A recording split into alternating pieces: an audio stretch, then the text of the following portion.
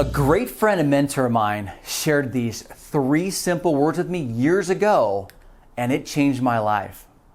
Back in the early 2000s, I was part of a mortgage company based out of Sacramento, California. Chris Stewart, who many of you know is the previous CEO of Berkshire Hathaway Home Services, he's also pictured below, he was their vice president of sales.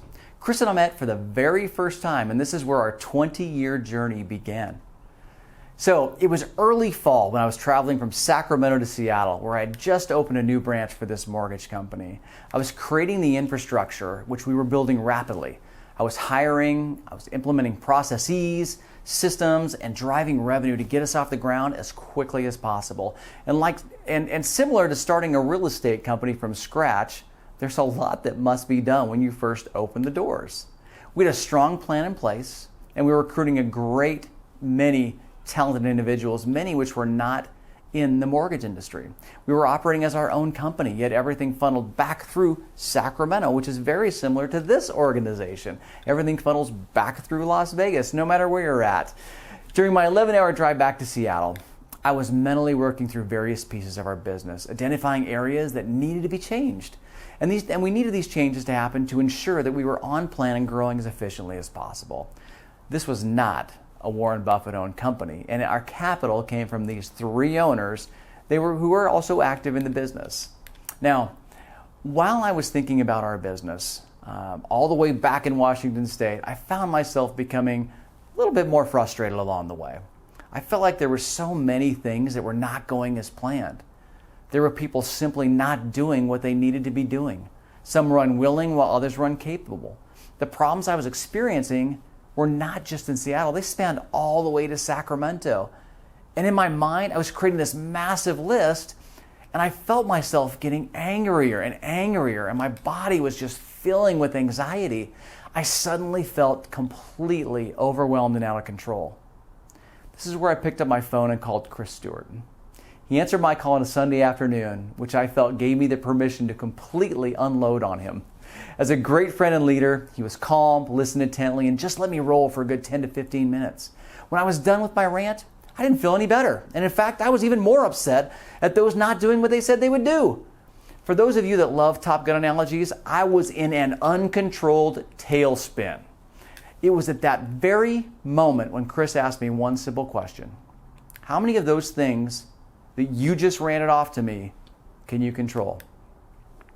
I went back through my list mentally and uncovered 3 things that were in my control. He then said, dude, just focus on those 3 things and the rest will take care of themselves. Why put any energy into anything outside your control? If you could see a picture of me at this time, you'd have seen a huge light bulb, bright yellow, right above my head in that truck.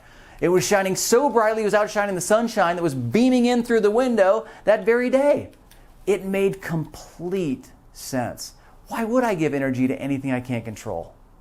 I immediately felt relieved. The anxiety began to dissipate. The corners of my mouth began turning upward, and my breathing, it came back to normal. Quickly began refocusing on those 3 items that I was able to control. And by the time I reached my destination, I actually had a plan for each of them. If we look at what we do each day, we can control quite a bit. And those pieces that we can't control, we may still be able to influence by adapting to the conditions. So let's talk about that. Challenges your day will feed you, not controllable. How you react to those challenges, controllable. Morning routine to prepare you for your day, controllable. Setting goals, controllable. Decision making to follow those goals, controllable. The market, not controllable. How you react to the market, controllable. How you help others through challenging markets, controllable.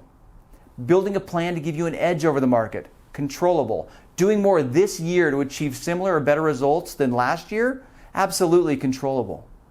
This list goes on. And as an exercise, I challenge you to write down 4 or 5 things you feel that may be out of your control. Once completed, back into the activities that are in your control that will either circumvent or influence those items like I did above. This will give you the mental clarity and direction along with the motivation, allowing you to move forward to a solution. We're able to control our outcomes through our choices we make. We've been given the ability to think and process in order to find solutions. Sometimes it just comes down to simple reminders like the one that Chris gave me that very day. Don't look for your days to get easier, look to get better. Here's to having a great weekend and a phenomenal week ahead. Thanks for all you do, and thanks for keeping it real. Bye for now.